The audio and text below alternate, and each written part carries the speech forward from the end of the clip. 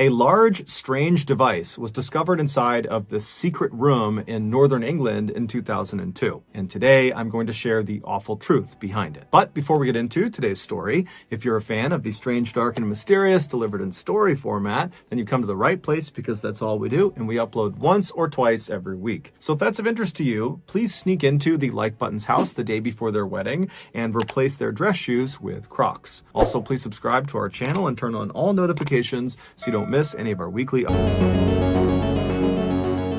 At the end of 2002, 36-year-old Boyd Taylor was single, he had no children, and he lived with his divorced father, Robert, in a small bungalow in the northern England countryside. In addition to living with his father, Boyd also worked for his father. His father, Robert, owned a small construction business, and so the father-son duo built houses in the area. While Boyd might have envisioned his life turning out in a different, more exciting way, he didn't seem outwardly unhappy about his circumstances. In fact, he seemed very cheerful, both at work and when he was at home. But despite his cheerfulness, his father, Robert, was still pretty concerned about him, because every time Boyd had some time off from work and was just at loose ends, he wouldn't go out with his friends. In fact, he really didn't have any friends and wasn't even trying to make any friends. Instead, he would just sit in his room all day and be totally by himself. Now, Robert knew his son was naturally a bit of a loner and always had been, but a part of him hoped that his son would just start going out and meeting new people, or at the very least, develop some sort of hobby that could occupy his mind. In late September of 2002, Robert was walking down the hallway of their bungalow when he passed by his son's bedroom door, and it was shut, and as he walked past, he heard inside of his son's room the sound of his son sawing some wood.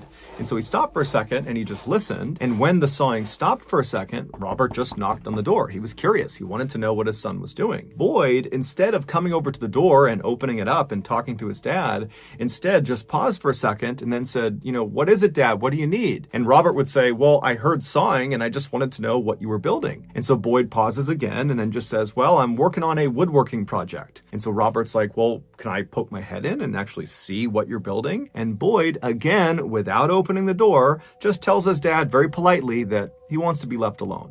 And so Robert decides not to push the issue. Whatever he was doing, it was his business. And so he just told his son that, hey, if you need any help with anything, let me know. I'd be glad to help.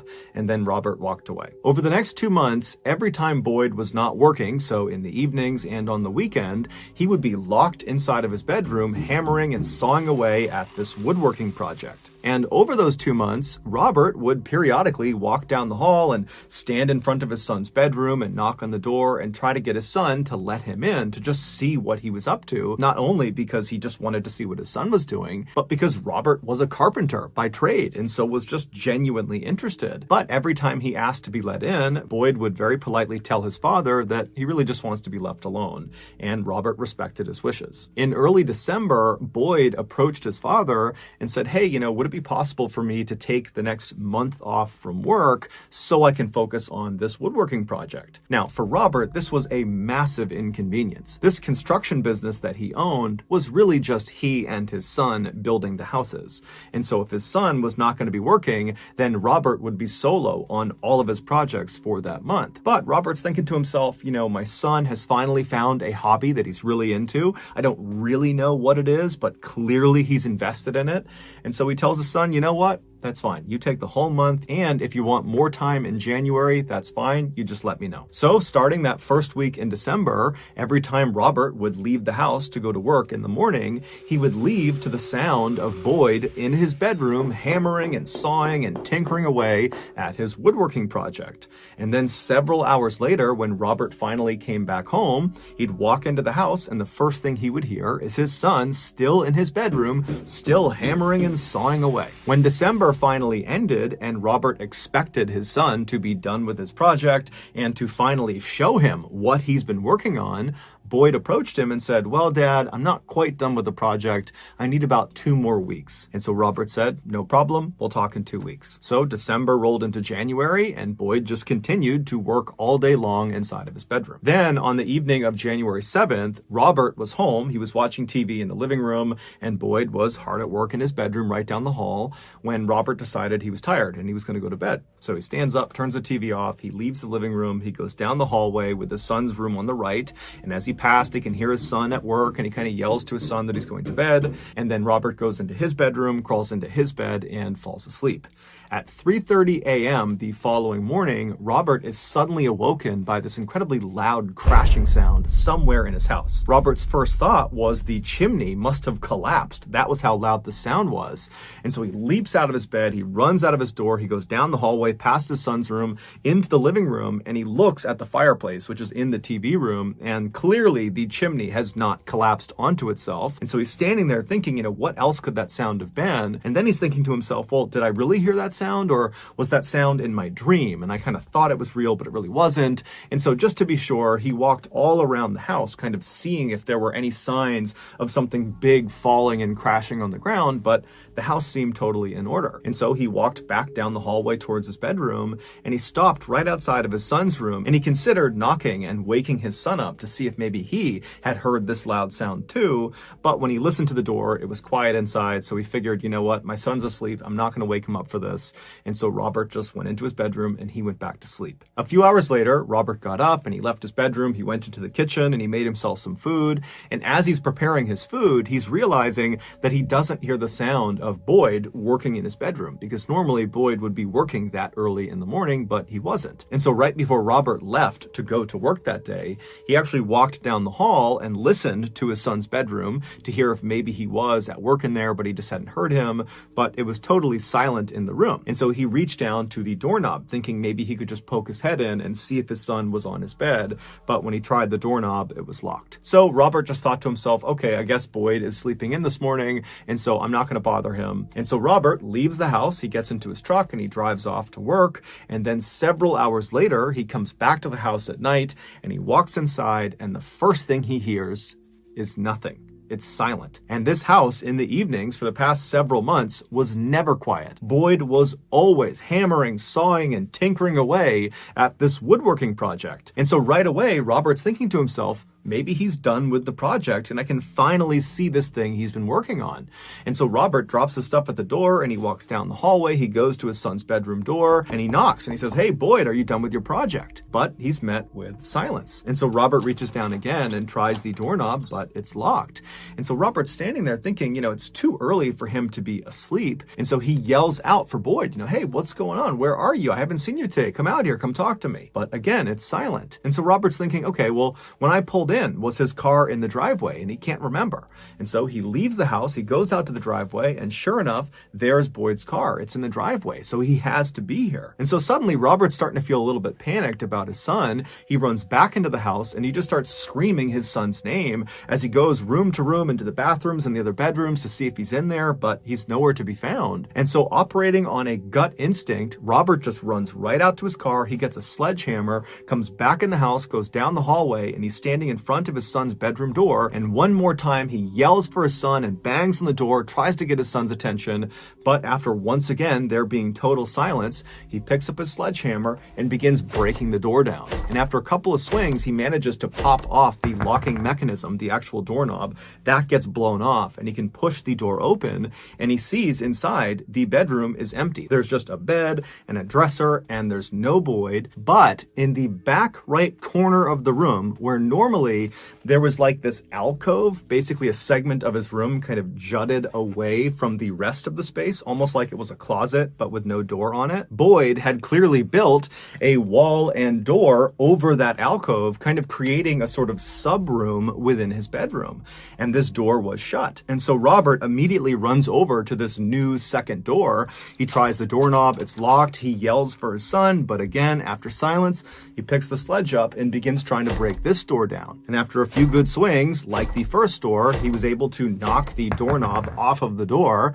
And then he reached down and he pulled the door open. And what he saw on the other side of this door, inside of this little sub room, was so far from anything he ever expected that he just stood there in stunned silence. And then eventually reality kind of kicked back in, and he ran out of his son's room and he called the police. 3 months earlier, Boyd had decided he wanted to build this very specific device that was invented in 1789.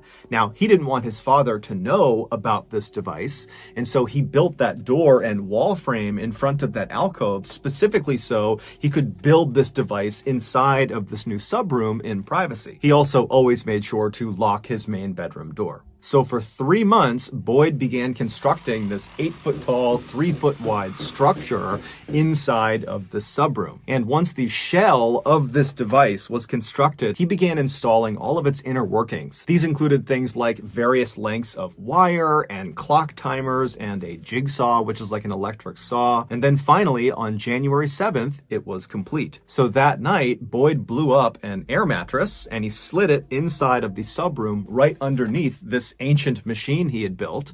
And then after that, he went and locked the main bedroom door. He went into the subroom himself and shut the subroom door and locked that.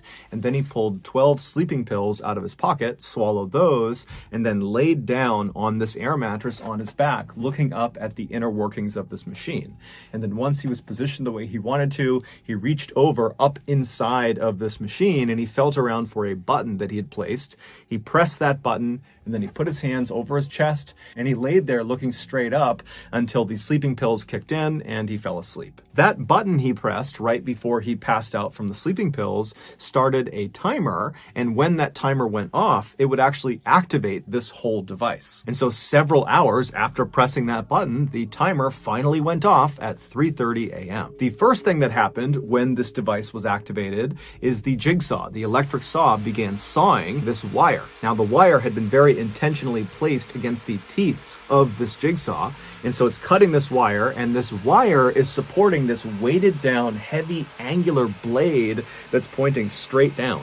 And so as soon as this wire is cut, it releases the blade, and the blade that almost looks like this oversized axe head begins falling straight down this chute, and the chute aims the blade directly onto the front of Boyd's throat. Boyd's woodworking project was a guillotine, and that loud crashing sound that woke Robert up at 3:30 in the morning on January 8th, that was the sound of the blade of this guillotine crashing down and decapitating his son. Even though Boyd did not leave behind a note explaining his actions, it was determined Boyd's death was in fact a suicide, a very complicated and deliberate suicide. Boyd's father and other people involved in this case have come to the conclusion that Boyd was clearly showing signs of depression before he chose to take his own life. And so maybe if Boyd had reached out for help, or if there had been some sort of intervention, his death could have been prevented. And if you or anyone you know is struggling with mental health, remember, you are not alone. No matter how bad it feels,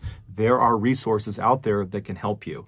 And so I've listed a number of them in the description below. So that's going to do it, guys. If you got something out of today's episode and you haven't done this already, please sneak into the Like Button's house the day before their wedding and replace their dress shoes with Crocs. Also, please subscribe to our channel and turn on all notifications so you don't miss any of our weekly 1 or 2 video uploads. We are now selling merchandise like flannels and hats and sweatshirts. If you're interested, go to shopmrballen.com. If you want to learn about upcoming deals and promotions about our shop, go to our shop's Instagram page. The username is shopmrballen. If you want to get in touch with me, you can direct message me on Instagram or on Twitter. My username for both platforms is the same. It's Mr. Ballen. I also have a ton of content over on TikTok where my username is also Mr. Ballen. We also have a second YouTube channel called Mr. Ballen Shorts where we post random short videos and lost episodes. We also have a Facebook page just called Mr. Ballen where we post condensed versions of the longer episodes you see on YouTube. If you have a story suggestion, please submit it to our subreddit just called Mr. Ballen.